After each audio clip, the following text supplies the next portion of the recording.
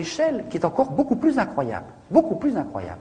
Parce que là, on a un phénomène que je voudrais que vous arriviez à comprendre, parce qu'il est un petit peu extraordinaire, c'est que on a un pays qui a du pétrole. Alors, depuis qu'il a du pétrole, la France-Afrique, ELF, etc., lui prend son pétrole. Elle lui prend son pétrole, il y en a un tiers au moins qui n'est pas déclaré, qui passe au noir. L'or noir passe au noir. Dans des cargos qui vont se vendre sur les marchés parallèles. Jamais le gouvernement congolais n'a eu la possibilité de savoir combien il y a de pétrole qui sortait de chez lui. On lui donnait de temps en temps une feuille de papier avec 3 chiffres. Bon. Avec interdiction d'aller vérifier. Bon. Donc, le pétrole, on lui pompe son pétrole. Et puis, à la place de ça, qu'est-ce qu'on fait? On fait de la dette. On dit aux gens, écoutez, endettez-vous, on va vous faire un château à Paris, on va vous donner de l'argent par là, etc. Et donc, on fait ce qu'on appelle des prêts gagés sur le pétrole. On a vendu le pétrole pour 10 ans, 15 ans, tout le pétrole à venir. Et avec ça, ces prêts gagés, on vous explique qu'on passe par 30 ou 40 intermédiaires, on fait le tour de tous les paradis fiscaux, chaque fois il y en a un qui prend 1 ou 2%, chaque fois ça augmente la dette, et puis ensuite on revend la dette, etc. etc. Et puis c'est comme des œufs en neige. On vous a fait une dette au départ sur du pétrole que vous allez extraire dans 5 ans, et cette dette, à force de se monter comme des œufs en neige, elle se multiplie par 3, 4, etc. Et vous vous retrouvez avec un des pays les plus riches d'Afrique, qui est le Congo-Brazzaville, qui, à la fin, a une dette qui est égale à 3 fois sa production annuelle globale, son PIB, comme on dit. Donc, vous avez quelque chose d'extraordinaire. On vous prend le pétrole, et à la place, au lieu de vous mettre de l'argent, on vous prend de l'argent. On vous enlève 3 fois l'argent. C'est quand même une opération formidable. Alors, je ne vous rentre pas dans tous les détails, parce que les mécanismes qui passent par les paradis fiscaux, tous les intermédiaires, il y en a des quantités, je décris ça en détail dans l'envers de la dette, c'est un peu compliqué, mais le résultat, il est là. C'est-à-dire, c'est pas plus et moins, c'est pas de la comptabilité en partie double, on prend du pétrole, on met de l'argent. Non, on prend du pétrole et on arrive à prendre de l'argent. Et puis, alors, ce qui est encore plus extraordinaire, c'est qu'il y a une partie de cet argent qui sert à acheter des armes. On arme les 2 camps de la guerre civile, comme je vais vous l'expliquer, et avec ça, le pays est détruit. Bon, c'est extraordinaire. Comme criminalité répétitive, c'est quand même intéressant. On prend le pétrole, on met la dette, on détruit le pays. C'est assez radical. Alors évidemment, le pays, après ça, est en une difficulté assez importante pour aller discuter le pourcentage du pétrole. Et donc je vais vous raconter ça, non plus sous l'angle de l'envers de la dette, mais sous l'angle de l'actualité politique, criminelle et militaire du Congo-Brazzaville. Qu'est-ce qui s'est passé en 1990? On avait une dictature dirigée par M. Denis Sassou Nguesso. M. Denis Sassou Nguesso, c'est un personnage assez folklorique, anti-impérialiste, développant des discours sur l'inégalité, le marxisme, etc., etc. Mais le Floc a une phrase magnifique qui dit « Le Congo a été un temps marxiste toujours sous contrôle d'Elf ». C'est-à-dire qu'il y avait un agent des services français qui était déguisé en marxiste et qui était en fait le contrôleur d'Elf. Bon, alors cet agent-là, c'était monsieur 17%. Pourquoi? Parce qu'il demandait pour son pays que 17% du pétrole. C'était quand même un monsieur bien confortable. Alors, par ailleurs, il touchait de l'argent grâce à tous les détournements, mais ça, c'est une autre affaire. Pour Elf, ça ne coûtait que 17% du pétrole déclaré. Alors, il y a un grand mouvement démocratique qui apparaît à partir de 1990. Les gens se réunissent en conférence nationale souveraine, c'est un peu comme 1789, tout le peuple se met ensemble, on élabore une nouvelle constitution, on veut redémarrer la vie politique et démocratique du Congo-Brazzaville. À ce moment-là, les gens se disent, mais on voudrait quand même un petit peu plus d'argent du pétrole, on va demander le double, 33%. C'est insupportable à Elf, et on a trouvé la preuve dans les coffres-forts d'Elf, ce qui est rarissime, lors d'une perquisition menée par les juges Joly et Wisniewski, d'un coup d'État préparé aussitôt pour renverser la démocratie par Elf, le réseau Pasqua et le réseau Focard. On a trouvé les détails de la préparation. Ce coup d'État a échoué, un président a été élu, certes imparfait, qui a beaucoup de reproches à se faire, mais au moins c'était l'élu de la population. Mais pendant ce temps-là, et là j'ai pas le temps de vous raconter cette histoire qui est assez compliquée, mais aussitôt, les réseaux France-Africains, les réseaux Pasqua, Focard, Chirac, etc., tout le monde s'est employé à remettre en place monsieur 17%. Oui, j'ai oublié de dire que, après la conférence nationale souveraine, monsieur Sassou Nguesso s'est présenté aux élections, il a eu 17%. Donc c'est vraiment monsieur 17%. Donc, Monsieur 17%, il fallait le remettre en place. Donc, comment on a fait? On a commencé à larguer des armes. Monsieur Sassou Nguesso a un gendre assez riche, un voisin qui s'appelle Omar Bongo, président du Gabon. Monsieur Sassou Nguesso a des relations dans toute la classe politique française, depuis l'extrême droite jusqu'à l'extrême gauche. On a commencé à larguer des armes. On a une préparation politique qui a été faite également depuis la mairie de Paris, par un certain monsieur Probst, enfin je passe sur les détails. Et en 1997, donc une guerre civile se déclenche pour renverser le pouvoir qui avait été établi par le renouveau démocratique du Congo-Brazzaville. La guerre civile a duré 4 mois. Pour renverser le régime en place, je suis obligé de vous dire la liste de tous ceux qui ont participé parce que c'est assez incroyable. Il y avait toute une partie de l'armée qui était fidèle à Sassou Nguesso, des miliciens qui ensuite vont commettre une série de crimes contre l'humanité qu'on appelait les Cobras, mais la France a amené 1000 soldats tchadiens pour aider. Il y avait une partie de la garde présidentielle de Mobutu, de sinistre mémoire, qui s'était repliée de l'autre côté du fleuve, donc à Brazzaville, qui a contribué à combattre aux côtés de Sassou Nguesso. Il y avait toute une partie de l'armée qui venait de commettre le génocide au Rwanda 3 ans auparavant, qui s'était réfugiée comme par hasard au Congo-Brazzaville, en France-Afrique, et qui a contribué également aux côtés de M. Sassou Nguesso. Un certain nombre de mercenaires dont je vais vous parler tout à l'heure. Et puis, pour finir, l'armée angolaise qui est venue envahir le Congo pour achever de réinstaller le dictateur. Alors, l'armée angolaise, c'est quand même pas rien. C'est là que, bon, il faut voir la désinformation que nous subissons. Vous savez, vous avez peut-être entendu des présidents ces temps derniers vous expliquer que la France n'intervenait plus jamais militairement en Afrique. Eh bien, vous avez peut-être aussi entendu parler, parce que je veux aussi en reparler, de l'Angola Gate, c'est-à-dire de ce scandale de fourniture d'armes à un pays en guerre civile, l'Angola, par le réseau Pasqua, M. Falcon, M. Guedamac, M. Marchiani, etc., etc. Eh bien, Marchiani a déclaré devant le juge, mais attendez, c'est pas une affaire subalterne, cette affaire. Nous avons négocié avec l'Angola pour lui fournir des armes, et en contrepartie, il a dit ça au juge, en contrepartie, l'armée angolaise allait intervenir pour les intérêts de la France dans les guerres civiles des deux Congos, le Congo-Brazzaville et le Congo-Kinshasa. Ce sont les deux guerres civiles les plus meurtrières d'Afrique en ce moment, ou qui ont été les plus meurtrières. Donc sans que vous le sachiez, sans que le Parlement le sache, eh bien il y a eu la France, par Angola interposée, par Tchadien interposé, par Mobutuiste interposé, etc., a mené une guerre qui a contribué à détruire le Congo-Brazzaville. Et je n'ai pas le temps de développer, mais dans cette guerre, les deux camps de la guerre civile ont été armés par des trafiquants d'armes liés aux pétroliers avec l'argent de la dette. Si je continue, M. Sassou Nguesso, M. 17% revenu au pouvoir et recommençant les mêmes pratiques, la guerre civile, un bout de guerre civile, renaît un an plus tard. Et entre décembre 98 et décembre 99, le rouleau compresseur angolais, tchadien, les miliciens, etc., les mercenaires dont je vous parlerai, ce rouleau compresseur a fait au Congo-Brazzaville minimum 100 000 morts, une cinquantaine de radours sur glane, plus de 20 000 viols ethniques, plus en un an que tout ce qui s'est passé au Kosovo, en Tchétchénie et à Timor-Est réunis. Regardez la couverture de presse de ces 3 derniers événements, pendant la même période, regardez ce qu'on vous a raconté sur ce qui s'est passé au Congo-Brazzaville, l'un des tout premiers fournisseurs pétroliers français et le berceau de la France libre. Rien. Une censure quasi totale.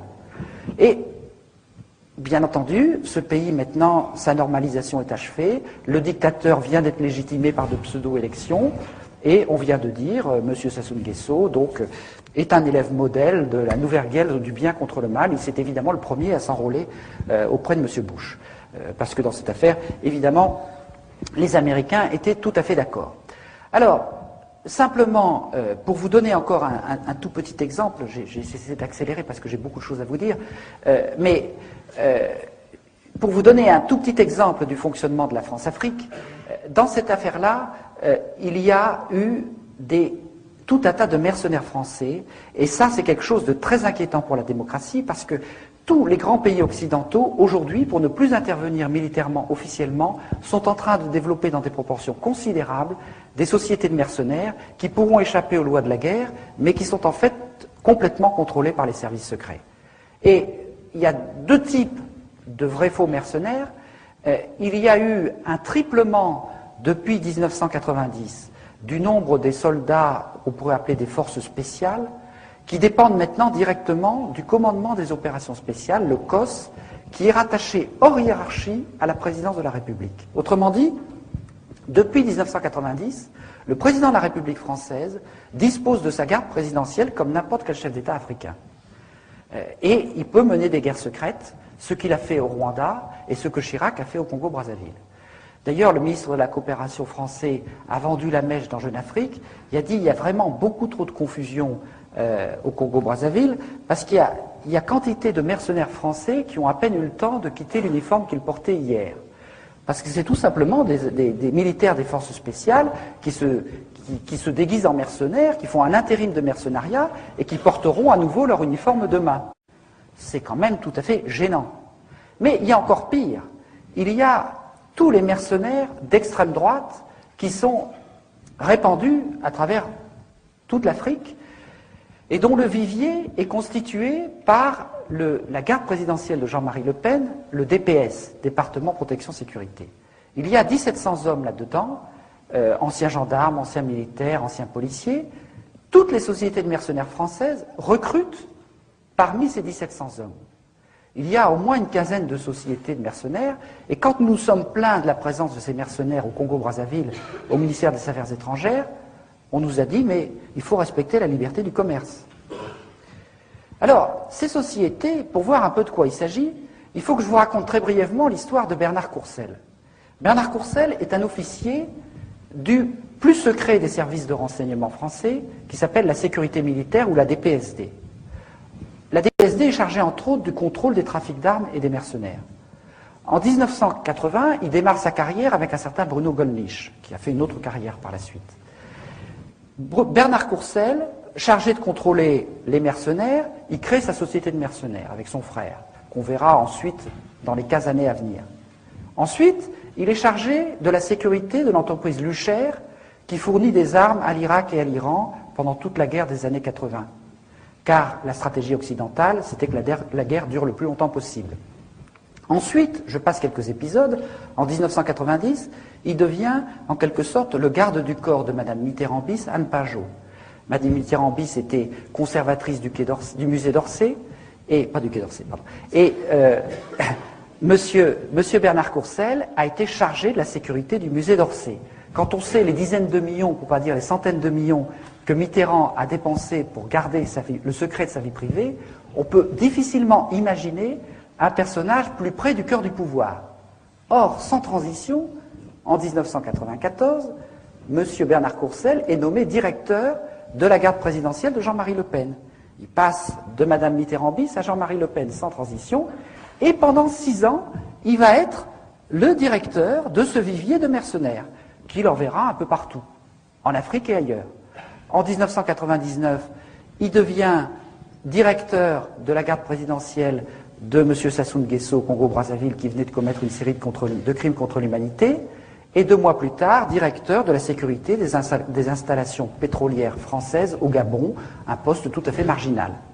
Donc vous voyez cette espèce de glissement entre Mitterrand, les trafics d'armes, les mercenaires, la garde présidentielle de Le Pen, la sécurité des installations pétrolières, ça a quelque chose de tout à fait hallucinant. Et vous avez peut-être vu récemment sur France 3, après un interview dans Libération, qu'un repenti de chez Courcelles avait expliqué comment ils faisaient leurs coups en Afrique, comment de temps en temps ils venaient aussi menacer des opposants en France, et comment, quand ils étaient un peu trop désœuvrés, on les envoyait dans les quartiers sensibles brûler des voitures pour y attiser aussi un peu l'ethnisme, parce qu'il n'y a pas de raison de développer le racisme seulement en Afrique. Donc vous voyez quand même que ces mécanismes sont assez inquiétants pour la démocratie. Alors je continue dans le négatif avant de passer un peu plus dans le positif, parce qu'il faut aller au fond du négatif. Il faut quand même nettoyer un peu les esprits de ce côté-là. Alors, il faut un petit chiffon. Je passe à l'Angola. L'Angola, c'est un pays très contrasté. C'est le pays le plus riche d'Afrique.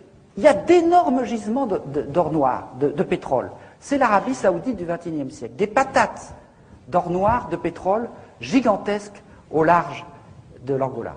Et en même temps, c'est le pays le plus malheureux d'Afrique parce qu'il est en guerre civile depuis 25 ans. On sait aujourd'hui, c'est tout à fait prouvé, que les Américains, les Français et d'autres armaient les deux côtés de la guerre civile. D'ailleurs, à Elf, c'était très simple. Sirvin armait les rebelles et Tarallo armait le gouvernement. Donc ça pouvait durer longtemps. Donc, un pays en guerre civile, un pays avec une richesse pétrolière extraordinaire. Alors, à ce niveau-là, quand il y a tant de pétrole, il faut partager les risques. On fait ce qu'on appelle des consortiums, c'est-à-dire des camemberts. Donc vous avez une grande patate d'or noir qui va produire 3-4 millions de tonnes, et vous avez ceci qui n'est pas un signe de paix, 43% pour Total Elfina, 43% pour une société anglo-saxonne, Chevron, Exxon ou tout ça, parce qu'évidemment, l'opposition, la guéguerre franco-américaine ou franco-britannique, c'est de la propagande à usage subalterne. Quand il s'agit de choses sérieuses, on s'entend. Mais le plus intéressant, c'est ce qui se passe ici. C'est-à-dire, il y a 10% pour une société qui s'appelle Falcon Oil. Alors, Falcon Oil, c'est M. Falcon qui a enlevé un nœud et qui a fondé une société pétrolière aux États-Unis. Il n'est pas plus pétrolier que vous et moi, mais lui, le pasquoyen anti-américain, s'est installé à côté de Bush et était le plus gros contributeur de la campagne électorale de Bush. Puis à côté, vous avez une société de mercenaires israéliens, l'Efdan, et ce type de schéma, avec d'autres sociétés, vous le retrouvez dans toutes les patates d'or noir. Autrement dit, vous avez un gisement gigantesque, est inscrit pour toute sa durée de vie la fourniture de biens et services de guerre. C'est comme ça que tous les pays d'Afrique, et d'ailleurs, qui ont le malheur d'avoir du pétrole, au lieu que ça les enrichisse, ça les appauvrit, parce que la guerre est dans les gènes de l'exploitation pétrolière. Quand on a compris ça, on est obligé d'entrer dans des considérations assez inquiétantes. C'est-à-dire que, en fait, tous ces gens, les Marchiani, les Falcon, les Guedamac, les Sirvin, etc., ces gens-là qui sont dans le pétrole, ils sont aussi dans les ventes d'armes. C'est pour ça que l'affaire Elf est une affaire de trafic d'armes. Pourquoi, quand on parle d'affaire Elf, c'est l'affaire des frégates de Taïwan? Mais parce que c'est exactement la même chose. Tout l'argent du pétrole, une grande partie de l'argent du pétrole, passe par les paradis fiscaux. Une grande partie passe par des circuits opaques et occultes. Or, les armes, c'est la même chose. Il y a entre 25 et 50% de commissions. Tout passe par les paradis fiscaux. Et donc, puisque c'est les mêmes tuyaux, c'est les mêmes gens qui s'en occupent. Ces gens-là, ils font à la fois dans le pétrole et dans les armes. C'est d'autant plus pratique qu'il y a une partie de l'argent du pétrole qui sert à acheter des armes. Et tout ça constitue des cagnottes considérables. Pourquoi? Parce qu'il n'y a pas seulement les armes et le pétrole. Tous ces gens-là dont je viens de vous parler, ce sont soit des agents des services secrets, soit des honorables correspondants des services secrets.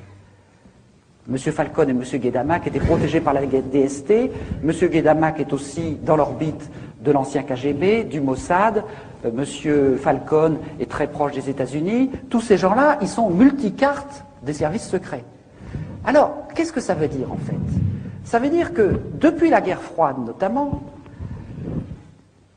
l'ensemble des services secrets des deux camps ont toujours eu des besoins de financement très supérieurs à ce que leur votaient les parlements. Et par conséquent, depuis toujours, ils se sont constitués des cagnottes en trafiquant, en magouillant dans le pétrole, dans les armes, mais on pourrait aussi dire les diamants, la forêt, etc. Donc vous avez une sorte de triangle.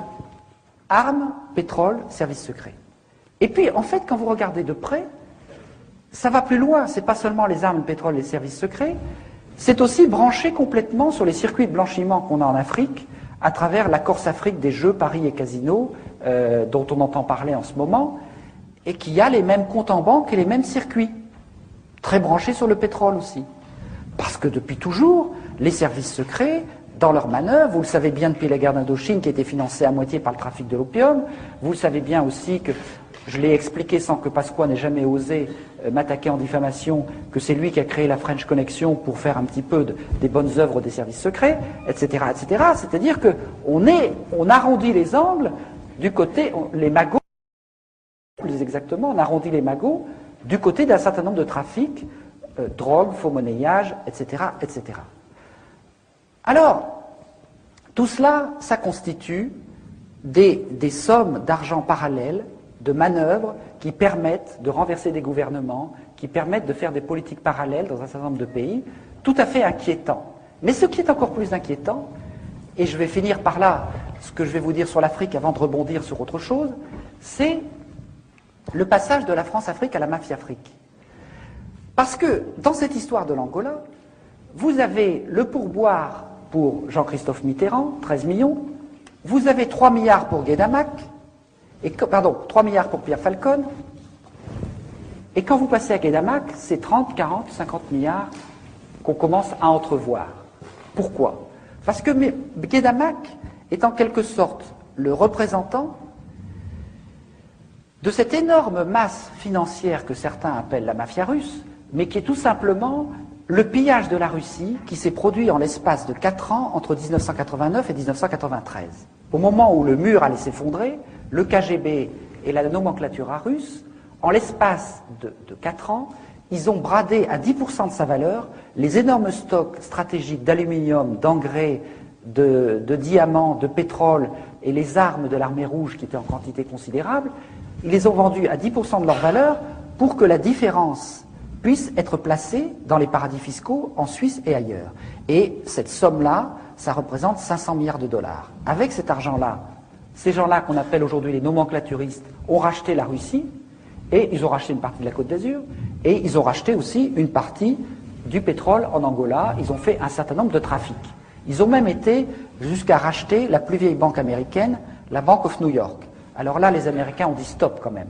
On veut bien jouer avec vous, mais il y a des limites. On n'a pas vaincu l'URSS pour que vous veniez racheter nos banques. Donc, à ce moment-là, ils leur ont dit, mais les 10 milliards d'argent, les 10 milliards de dollars d'argent du FMI, ils ne seraient pas disparus par hasard? Alors, effectivement, ils étaient disparus. Et disparus par ce circuit-là. Alors, après cette sommation, dont vous avez sûrement beaucoup entendu parler, un mois plus tard, le FBI a reçu l'ordre d'arrêter l'enquête sur ces 10 milliards de dollars du FMI. Pourquoi? Parce que ce que je suis en train de vous expliquer, c'est que Guédamac, c'est, je vous ai dit, l'ex-KGB, le FSB, la DST, le Mossad, quelques autres services encore. Il est associé à Falcon, qui est branché sur les États-Unis, et on pourrait continuer longtemps comme ça. Donc en fait, qu'est-ce qui est en train de se passer depuis 3 ou 4 ans? C'est que ces nappes souterraines parallèles gérées dans l'orbite des lobbies militaro-industriels, des pétroliers et des services secrets sont en train de s'interconnecter. On a une mondialisation des phénomènes de criminalité financière ou d'argent parallèle des différentes nationalités. Et c'est ça qui est en train de se passer à travers des personnages comme Guédamac, qui est en quelque sorte le porte-parole de la masse financière russe. Donc on s'aperçoit qu'on est en train d'assister à une espèce de prise de contrôle extrêmement dangereuse, parce que la France-Afrique, qu'est-ce que c'était? C'était une raison d'État mise en place par De Gaulle avec des pratiques de voyous, des pratiques illégales de voyous. Mais quand vous avez des gens qui pendant 40 ans font des pratiques de voyous, eh bien ils deviennent des voyous. Un Sirvin, qui est un honorable correspondant des services secrets, il dit, mais j'ai de quoi faire 20 fois sauter la République, j'ai de quoi me payer toute la classe politique, ce qu'il a fait. Donc ce n'est plus la classe politique qui commande aux services secrets, c'est ces gens-là qui se mettent à commander à la classe politique. Donc tout ça est extrêmement inquiétant par rapport à notre démocratie, outre que ça contribue à détruire l'Afrique et à lui coller des dettes qui n'ont ni queue ni tête. Bon, mais je voudrais maintenant terminer assez rapidement en passant sur l'enjeu politique majeur qui est derrière tout ça.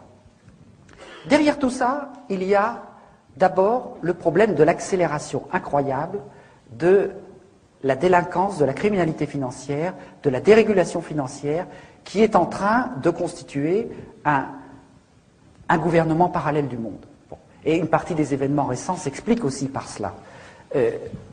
J'espère que certains d'entre vous ont lu Révélation ou la boîte noire, parce que tout ça est parfaitement expliqué là-dedans.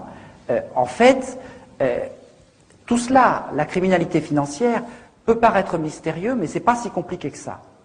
En fait, qu'est-ce qui est en train de se passer dans cette mondialisation négative? C'est que, autrefois, pourquoi avons-nous été capables de dilater cet espace intermédiaire, je vais y revenir tout à l'heure, de construire des biens publics en France, etc., c'est parce que quand dans un État-nation, il y a des gens qui fraudent ou qui font de l'escroquerie, la police, la justice ou le fisc a la possibilité d'aller contrôler leurs comptes en banque. Aujourd'hui, c'est totalement impossible dans le cadre de la mondialisation. Le juge Van Ruymbeck vous explique qu'un mafieux qui place 10 millions de dollars d'argent de la drogue en Suisse, à Genève ou à Lugano, en 24 heures, il crée 4 sociétés écrans dans 4 paradis fiscaux, il fait 4 virements, et si un juge vient le savoir par miracle, il lui faut 1 an et demi pour remonter chaque virement. C'est-à-dire 6 ans pour remonter ce que quelqu'un a déplacé en 24 heures. Par conséquent, on est dans un système d'impunité totale. Et il n'y a aucune raison que ça s'arrête. Aujourd'hui, la moitié des transactions financières internationales passent par les paradis fiscaux. 1000 milliards de dollars chaque année d'argent du crime rentrent dans le système bancaire, y compris dans les plus grandes banques françaises. Et dans l'envers de la dette, j'explique que les 3 des principaux établissements bancaires français, le Crédit Agricole, la Société Générale, la BNP Paribas, sont profondément impliqués dans ces mécanismes de destruction de l'Afrique. Bon.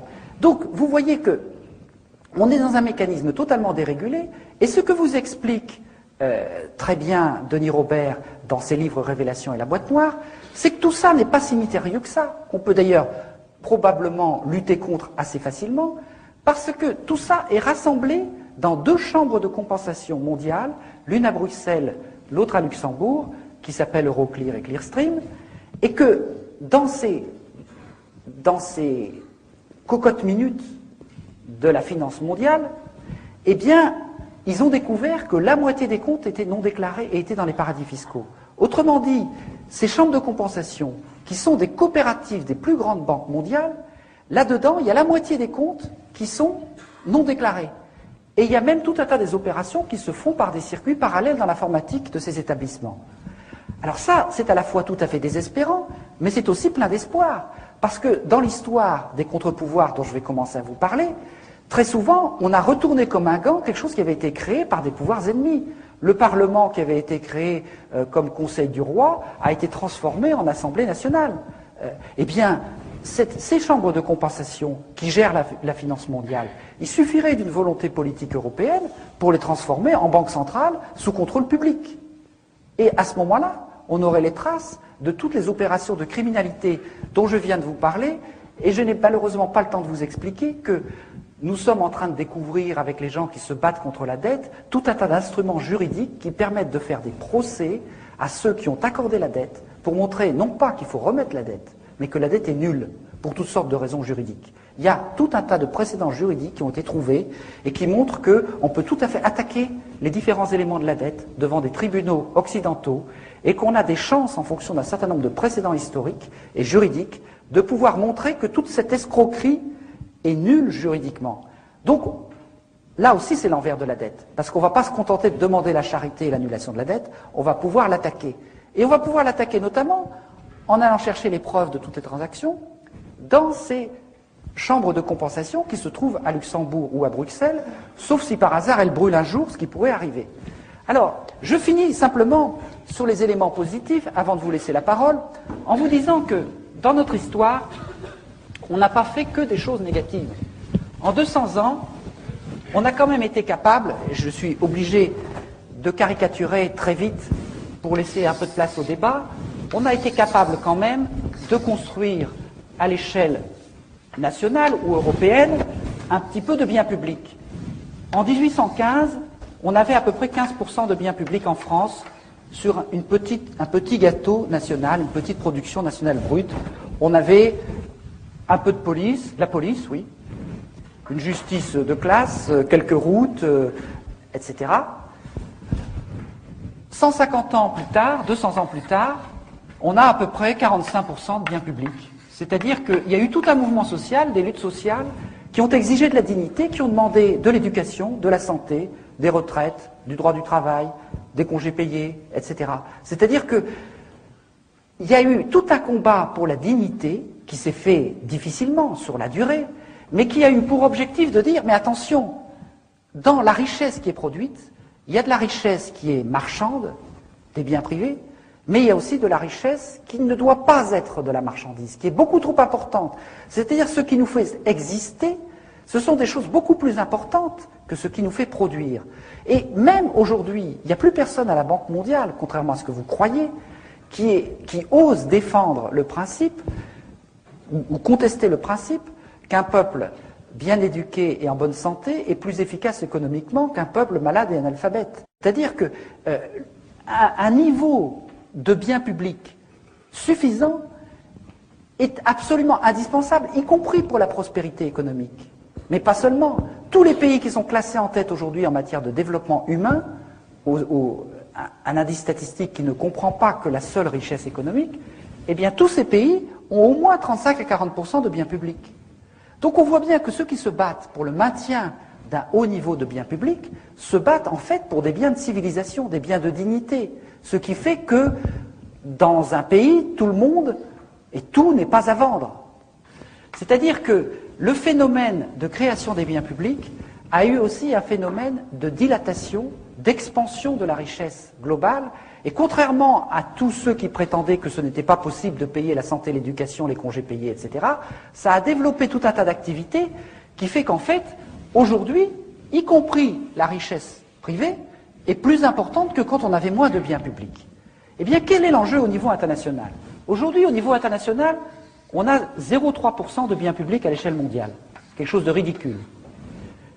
On va devoir, de manière absolument indispensable, si on veut combattre l'effet de serre, si on veut combattre les grandes épidémies, si on veut assurer la sécurité alimentaire, une justice pénale internationale, combattre la pollution des océans, on va devoir créer du bien public à l'échelle mondiale, y compris aussi pour réguler la criminalité financière.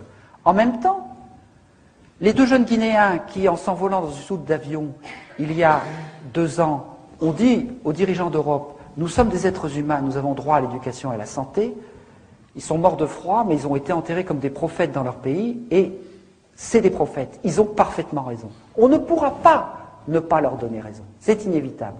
Donc, nous allons conquérir, tous ensemble, des biens publics à l'échelle mondiale. Et ça change totalement le principe de la solidarité internationale. Parce que là, ce n'est pas nous qui allons les aider à travers une espèce d'aide au développement néocoloniale, plus ou moins charitable et plus ou moins détournée. Ceux qui vont se battre pour conquérir du bien public parce qu'ils ne l'ont pas, eh bien, en fait, c'est eux qui vont nous aider. Parce que c'est eux qui vont initier un jeu à somme positive par rapport à une humanité qui aujourd'hui va droit dans le mur en confinant ses richesses à un tout petit nombre. Donc on se rend compte que la perspective d'une construction des biens publics à l'échelle mondiale, sur laquelle nous avons beaucoup travaillé et qui est beaucoup plus accessible que vous ne pensez, parce que nous avons dans notre mémoire le souvenir de la manière dont nous les avons conquis, eh bien, cette construction des biens publics à l'échelle mondiale renverse complètement la perspective de la solidarité internationale. Et à partir de là, j'en viens maintenant tout de suite à ma conclusion, si un Jean-Christophe Mitterrand, qui plaide son innocence dans tous les sens du terme, est capable de planquer 13 millions de francs en Suisse pour ne pas payer l'impôt, ça veut dire que bientôt il n'y aura plus que les pauvres et les imbéciles pour payer leurs impôts, c'est-à-dire pas grand monde. Qu'est-ce que c'est que ça ici? C'est pas la quête à la sortie des églises, c'est le fisc. Le fisc, c'est une œuvre de civilisation. Il n'y a pas de bien public s'il n'y a pas un petit peu de solidarité collective. Qu'est-ce que c'est que les paradis fiscaux? C'est la destruction du fisc, c'est-à-dire la destruction de tout ce que nous avons conquis en 2 siècles. Donc vous voyez aujourd'hui clairement que les paradis fiscaux, ce n'est pas seulement par là que s'en va tout le sang et toute la richesse de l'Afrique. C'est aussi par là qu'est en train de se détruire tout ce que nous avons conquis de notre côté. Et par conséquent, pour ceux qui avaient un petit peu perdu leur boussole en matière militante, nous savons maintenant clairement ce que nous ne voulons et ce que nous ne voulons pas. Si nous voulons des biens de civilisation, c'est-à-dire des biens publics, eh bien, en même temps, nous savons que nous devons combattre ce qui les détruit, c'est-à-dire la criminalité financière.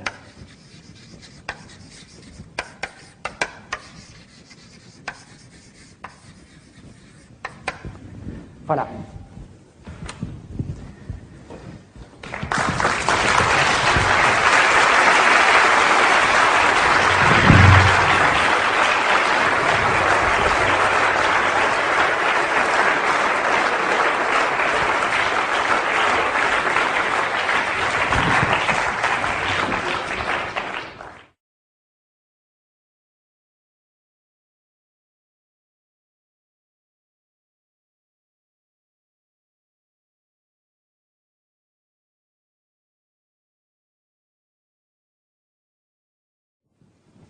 Bon, je vais d'abord répondre à ces deux questions parce qu'elles sont importantes et elles vont ensemble.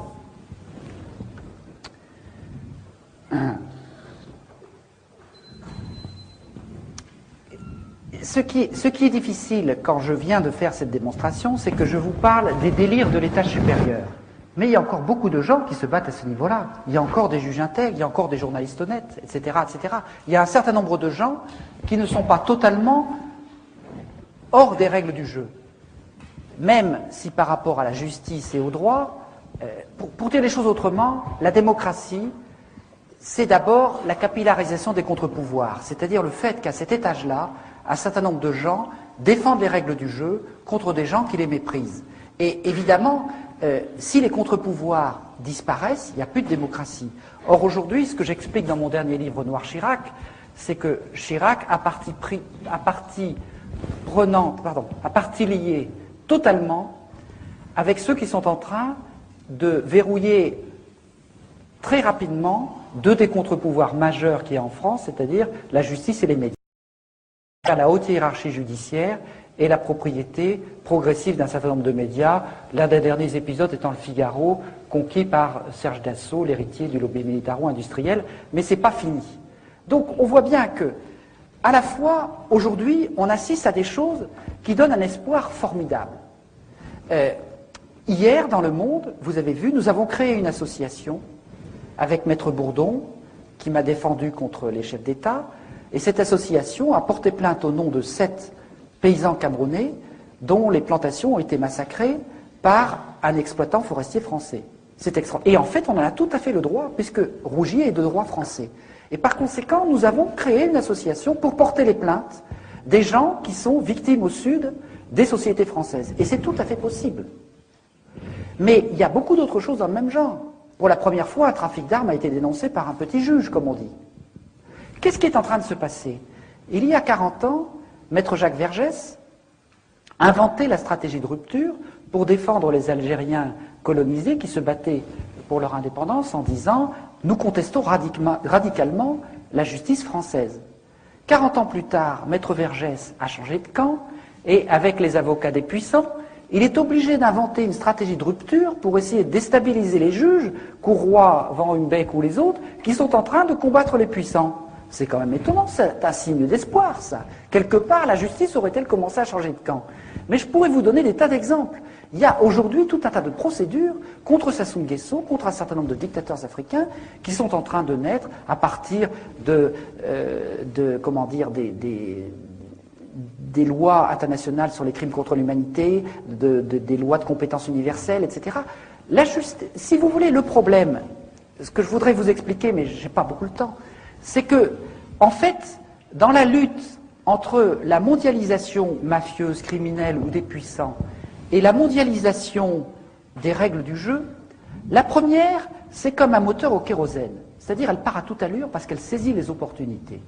Et en fait, les gens comme vous et moi, les gens de la société civile qui se battent pour défendre un certain nombre de choses, c'est comme un moteur au diesel. Ils démarrent avec un temps de retard, ils attendent de s'apercevoir que c'est insupportable pour réagir. Mais rassurez-vous, dans l'histoire, les moteurs au diesel vont beaucoup plus loin que les moteurs au kérosène. C'est-à-dire que quelque part, ils commencent à comprendre, et je pourrais vous donner des milliers d'exemples, ils commencent à saisir les mécanismes, et à ce moment-là, la situation se retourne.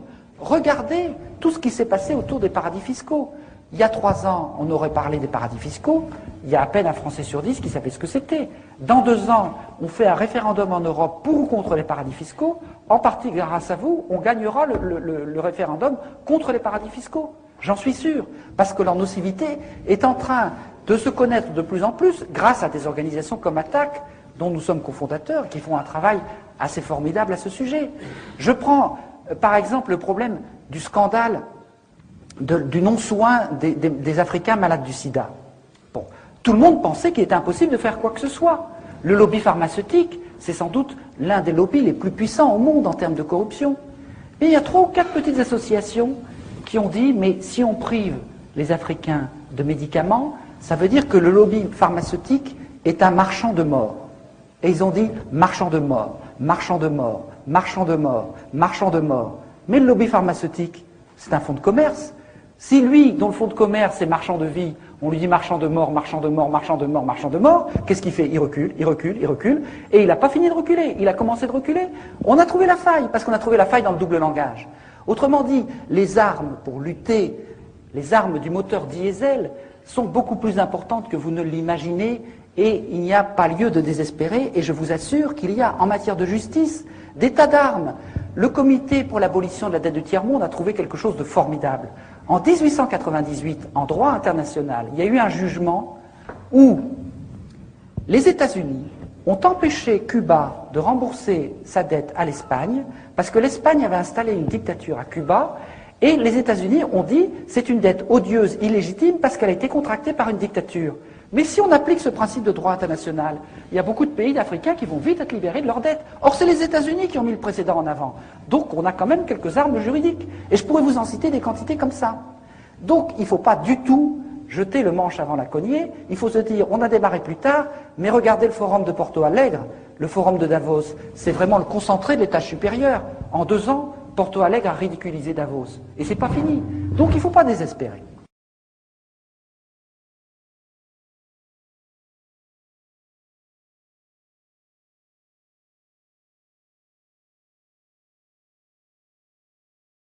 Je vais d'abord répondre à ces 2 questions, parce que c'est plus facile en s'en souvenant. D'où vient l'information?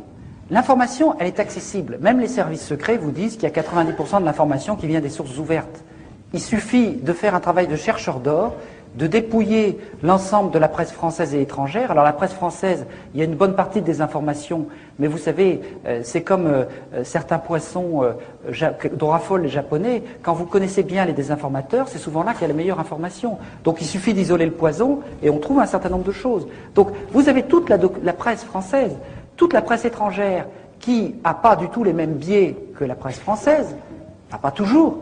Et puis, on peut se constituer au fur et à mesure un certain nombre d'amis à travers le monde, journalistes, experts, défenseurs des droits de l'homme.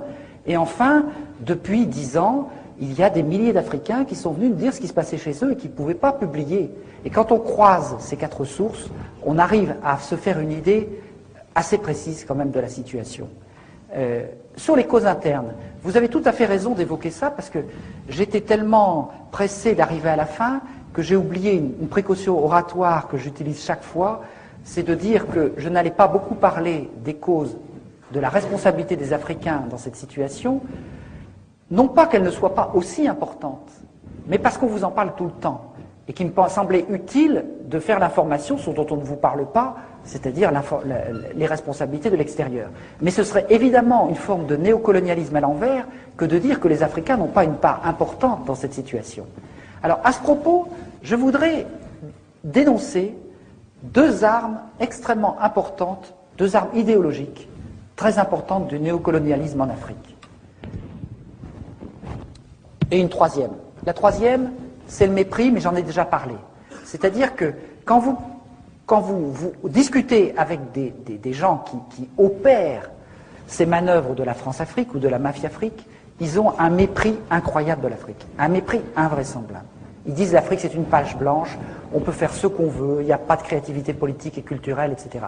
Ce qui est une connerie monumentale, c'est quand on connaît l'histoire de l'Afrique, mais en même temps, il y a un certain nombre d'Africains qui finissent par le croire. Et ça, se libérer de l'effet miroir de ce mépris, c'est un premier point extrêmement important. Le 2e point, c'est que je vous ai expliqué qu'après la colonisation et l'esclavage, l'Afrique a hypertrophié ses solidarités de proximité. Elle doit reconstruire l'étage des règles du jeu et de l'échange et l'étage de son accès à la société monde. Or, il y a 2 idéologies qu'on inculque à l'Afrique et qui l'empêchent en permanence de sortir de là, qui la fait retomber là-dedans. C'est l'idéologie qui consiste à dire la fatalité de la corruption. Parce que s'il y a fatalité de la corruption en Afrique, qu'est-ce que ça veut dire? Ça veut dire qu'il n'y a pas de solidarité possible hors de la famille immédiate et du clan, donc que l'Afrique n'est pas capable de reconstruire des règles du jeu, et que par conséquent elle est condamnée à être toujours dépendante et à rester enfermée dans son rez-de-chaussée. Or, il y a tout un tas de gens qui vous disent « la corruption c'est pas grave, c'est naturel, etc. etc. » Vous savez très bien que quand je dirais, ce que l'Afrique a de valeur et de tradition, ce n'est pas le pillage, le mensonge, etc. On apprend autre chose. Mais après ça, on vous dit, vous ne pouvez pas fonctionner à l'étage supérieur sans la corruption. Tant que les Africains ne combattront pas la corruption, en se disant, ce langage de corruption, c'est un langage néocolonial parfait, eh bien, il y aura beaucoup de mal à en sortir. J'en ai beaucoup discuté avec les Sénégalais qui ont réussi à renverser un système illégitime, mais maintenant ils sont confrontés à leurs propres problèmes. Comment ils vaincent la corruption? Parce que s'ils restent dans la corruption, ils ne s'en sortiront pas. Et le deuxième langage idéologique, c'est le langage de l'ethnisme. On vous dit, vous ne pouvez pas fonctionner en dehors des solidarités ethniques. Mais si vous ne pouvez pas fonctionner en dehors des solidarités ethniques, c'est que vous n'êtes pas capable de mettre en place des règles du jeu qui permettent de les dépasser. Au Congo-Brazzaville, où il y a eu, pendant les 10 premières années, quand même un véritable effort d'indépendance, il y a eu des syndicats qui se sont créés, par exemple. Ces syndicats étaient naturellement nationaux, transethniques. Eh bien, aujourd'hui, il y a des gens qui veulent détruire les syndicats pour faire un syndicat par ethnie. Mais si on fait ça, ça veut dire qu'on enferme le pays complètement au rez-de-chaussée. Il n'en sortira plus. Donc, vous voyez bien que le langage qui enferme les gens dans la fatalité de l'ethnisme ou la fatalité de la corruption est le meilleur outil du néocolonialisme pour maintenir ces pays dans la dépendance.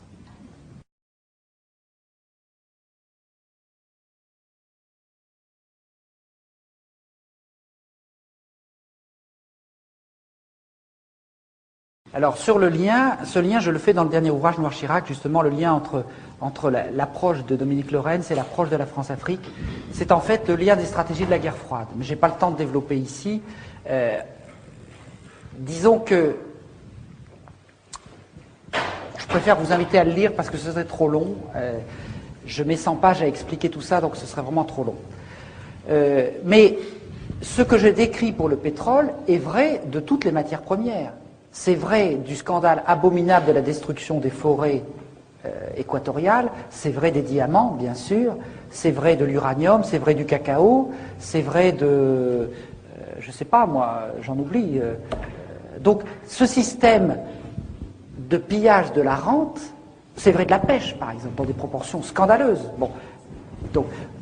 Donc ce système-là, il s'applique à toute l'exploitation rentière des richesses de l'Afrique.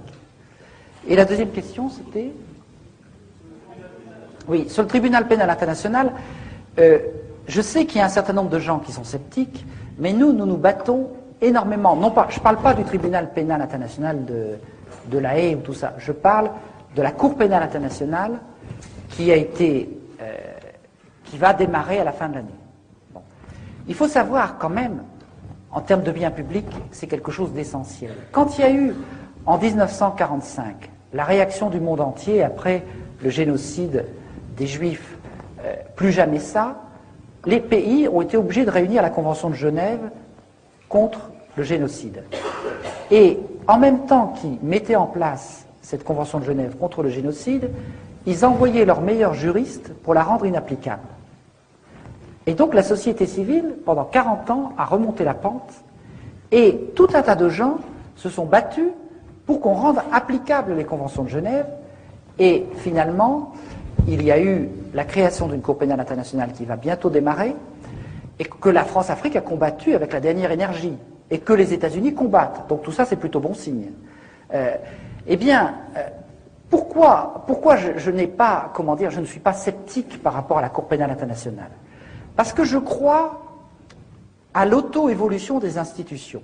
C'est-à-dire que quand on crée une institution, au début, elle est très imparfaite. Quand on a créé la justice républicaine en France, vous croyez qu'elle ne privilégiait pas les riches? Elle commence toujours de manière imparfaite. Mais quand vous créez ce genre d'institution, peu à peu se décline un langage qui s'appelle le droit, et peu à peu, on peut contester le droit, parce qu'on n'est plus tout à fait dans l'arbitraire, on est dans des procédures écrites, des procédures visibles, et donc, au lieu, si vous voulez, pour résumer, c'est un peu le sous-titre de mon dernier bouquin, c'est secret et impunité. L'impunité va avec le secret. Tout ce que je vous développe ici, c'est une perspective de bien public. Les biens publics, ce n'est pas seulement des biens pour tout le monde, c'est des biens qui se débattent en public. Et par conséquent, une justice même imparfaite, elle se débat en public. Et quand vous êtes en public, Vous gagnez déjà beaucoup de choses, parce que quelque part, vous pouvez combattre l'impunité. Et pourquoi j'écris Noir Chirac? Parce que Noir Chirac est au cœur d'un certain nombre de mécanismes secrets qui lui valent toute son impunité. Et donc, l'enjeu principal, avant d'obtenir des choses, c'est de se battre contre tous les systèmes d'oligarchie qui veulent faire fonctionner l'économie et la politique dans le secret, sans parler du militaire.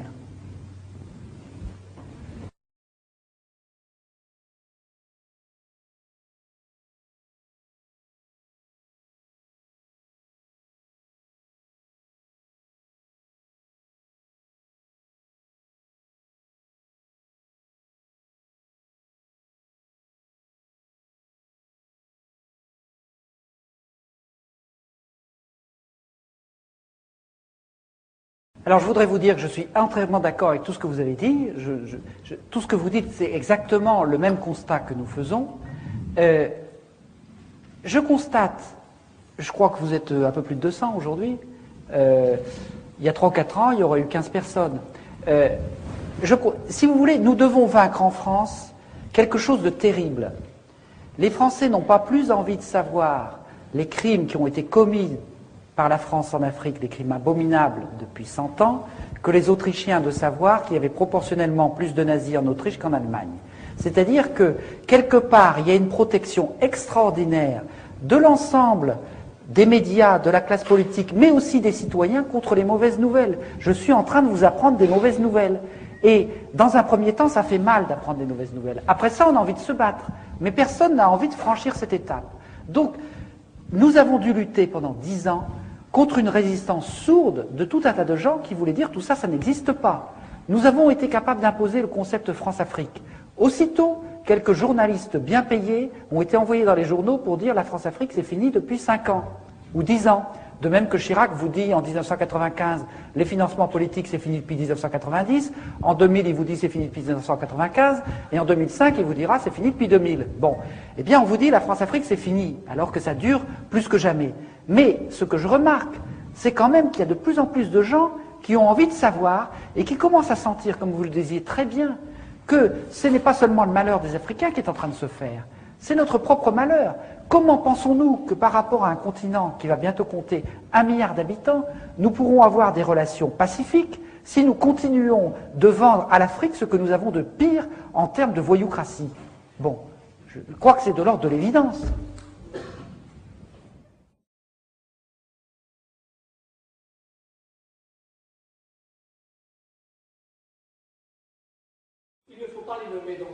Mais je vais les nommer, je vais vous le dire, puisque j'en mets un chapitre complet dans Noir Chirac, il y a toute une partie qui traite de ça nommément avec tous les gens. Bon.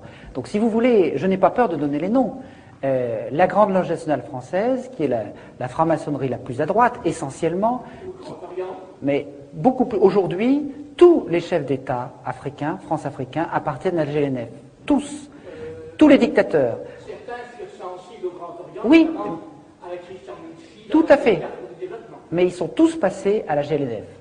Et de même que les principaux responsables des services secrets, de même que les généraux qui commandent les anciennes troupes coloniales, de même que le lobby une grande partie des gens qui dirigent le lobby pétrolier, et les 3 chefs d'État qui m'ont fait un procès, Omar Bongo, Sassou Nguesso, Idriss Déby, Arkady Guédamac, dont j'ai parlé tout à l'heure, qui me fait un procès qui est un haut dignitaire de la GLNF, tout l'état-major de TF1, une grande partie de la presse régionale, etc., font partie de ces réseaux d'initiés dont j'explique dans Noir Chirac qu'ils ont été constitués dans le cadre de la guerre froide. C'est-à-dire que quand il a fallu mettre en place des moyens de combattre le risque soviétique, il y a eu un service secret dans le service secret de la CIA qui s'est créé et qui a décidé de créer une sorte de chevalerie.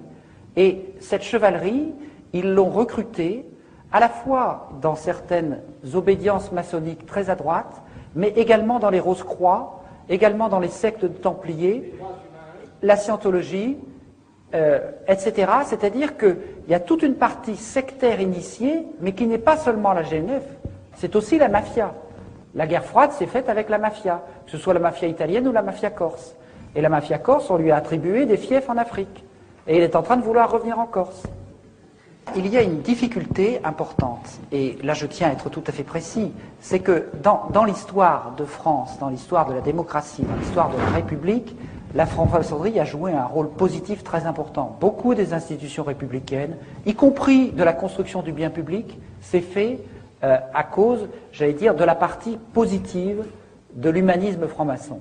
Or, ce que j'explique dans Noir Chirac, c'est que, en fait, comme il y a une partie secrète et initiatique, c'est une tentation extraordinaire pour les services secrets de tenter de dévoyer cette partie-là pour faire le secret du secret. Et c'est comme ça que dans l'histoire de la franc-maçonnerie, très souvent, il y a eu des responsables des services secrets qui sont devenus grands maîtres. Il y a eu Barouin, il y a eu récemment Guglielmi, etc., etc.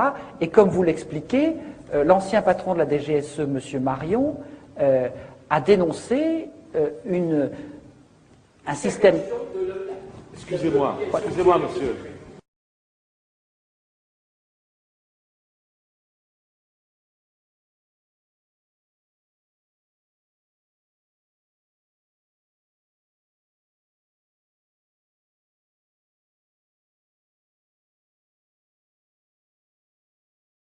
Vous avez tout à fait raison. Tous ces enjeux sont profondément liés.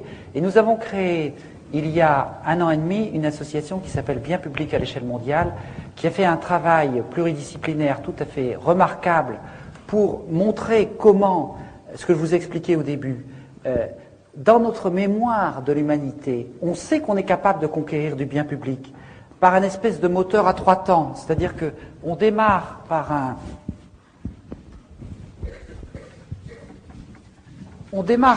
un bien désirable, c'est-à-dire qu'un bout d'humanité considère qu'il y a quelque chose qu'on doit absolument avoir ou qui est insupportable. Par exemple, l'absence de soins pour les malades du sida ou, à un moment donné, le besoin de pouvoir donner l'éducation aux enfants, etc.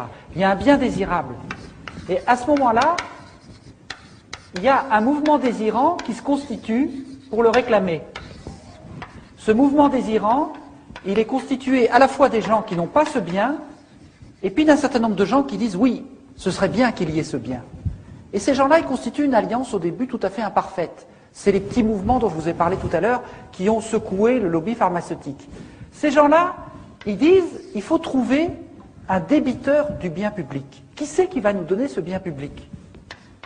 Alors, dans un premier temps, dans notre histoire, mais c'est encore vrai aujourd'hui, tous les débiteurs, ils disent c'est pas moi, c'est l'autre. J'ai pas les moyens. Vous demandez à la Banque mondiale, elle dit c'est pas moi. Le FMI dit c'est pas moi. L'ONU dit c'est pas moi, etc., etc. Donc à ce moment-là, qu'est-ce qui se passe? On repart pour un tour. Le bien devient de plus en plus désirable parce qu'il n'est toujours pas là et les gens le veulent. Le mouvement désirant, il commence à trouver des astuces, des failles juridiques, politiques, etc., etc.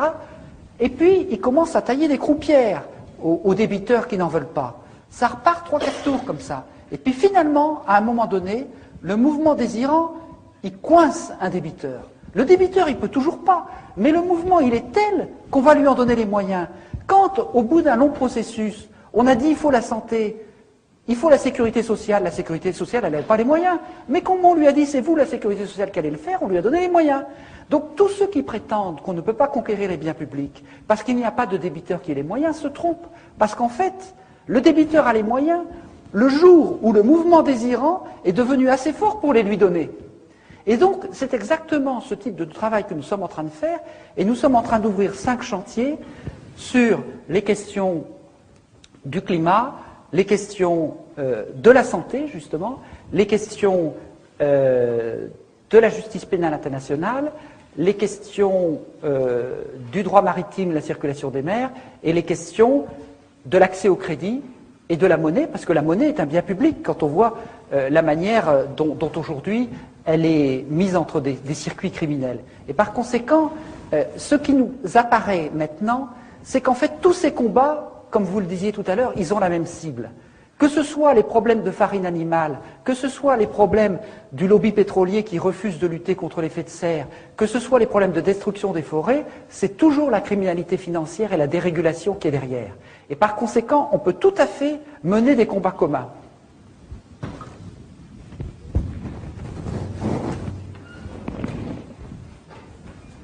l'ethnisme, c'est d'abord la manipulation de l'ethnisme. Un tas de gens qui développent des discours ethnismes, y compris au Rwanda ou ailleurs, n'y croient pas. Mais c'est simplement que c'est une arme politique redoutable pour conserver le pouvoir. Et cette arme politique, elle a été très souvent utilisée par le colonisateur. L'IOT enseignait à tous ses disciples comment dresser les ethnies les unes contre les autres.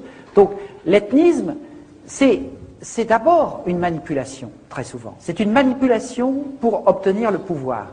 Mais d'autre part, le découpage des frontières a été aussi une manipulation ethnique. C'est-à-dire le fait que ces frontières soient mal taillées, c'était également pour rendre ces pays ingouvernables.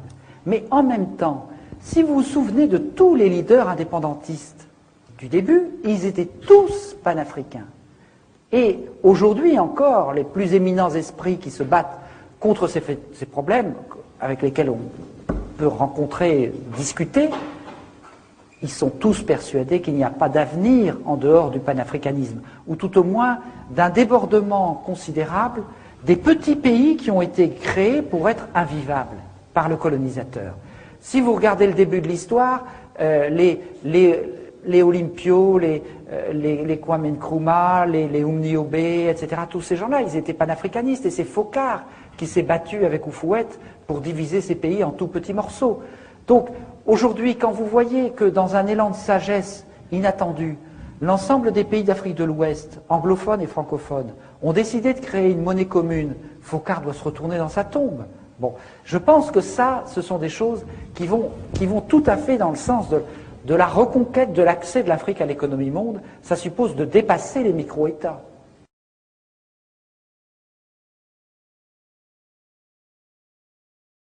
Mais justement, si vous voulez, c'est tout l'enjeu, et je voudrais finir par ça, c'est que aujourd'hui, le néocolonialisme a pris au moment de l'indépendance des gens qui étaient ici, fonctionnant en clan ou en famille, pour les mettre ici et pour fonctionner exactement de la même manière, en court-circuitant complètement l'émergence des contre-pouvoirs. Et chaque fois qu'il y en a qui sont apparus, on les a plus ou moins éliminés. Ce n'est pas un hasard si dans ces États rentiers, gouvernés par des clans, chaque fois qu'il y a des gens qui veulent créer de la richesse économique ou des activités, l'administration fait échouer la création d'activités parce qu'un développement productif suscite des contre-pouvoirs des classes de travailleurs et d'entrepreneurs qui ne dépendent pas de l'État. Donc aujourd'hui, la bataille centrale pour développer, je dirais, les indépendances africaines, c'est la bataille qui consiste à développer à tous les niveaux les mécanismes de solidarité et de construction économique, sociale et politique à cet étage-là. C'est cet étage-là, l'étage des valeurs. Si vous voulez, pour moi, aujourd'hui, le travail essentiel en Afrique, c'est un travail politique, historique, anthropologique, etc. C'est que les Africains discutent, débattent, ils essaient de dire quelles sont nos propres valeurs, qu'est-ce qui va nous permettre de reconstruire, qu'est-ce que nous avons en nous qui nous permet de refuser la corruption, qui nous permet de bâtir des règles du jeu où nous nous reconnaissons qu'ils ne nous sont pas imposées. Et personnellement, je pense que si les Africains font cela, ils vont apporter énormément au monde. On dit toujours il n'y a pas de contre-pouvoir en Afrique, il y a des chefs, etc. Mais quand vous regardez les chefs, la tradition africaine, il y a une sophistication des contre-pouvoirs, de capacité d'empêcher le chef de délirer, tout à fait extraordinaire. Pour moi, il y a autant de réserves d'inventivité politique dans les traditions africaines qu'il n'y a de réserve pour les médicaments du futur au XXIe siècle dans les forêts africaines. Je crois tout à fait que l'Afrique va être capable d'inventer des formes de démocratie, des formes de contre-pouvoir, de légitimité, de solidarité et d'échange qui vont nous apporter beaucoup. Mais pour qu'elle y arrive, la première condition, c'est qu'elle ait confiance en elle-même. Ça, c'est un ballon, ça ne fonctionne qu'en la confiance. Si les Africains n'ont pas confiance en eux-mêmes, ils ne seront pas capables de déployer tout ce qu'ils ont et qui vont leur permettre de construire ces étages dont ils ont montré dans le passé qu'ils étaient parfaitement capables de les construire. Alors, moi,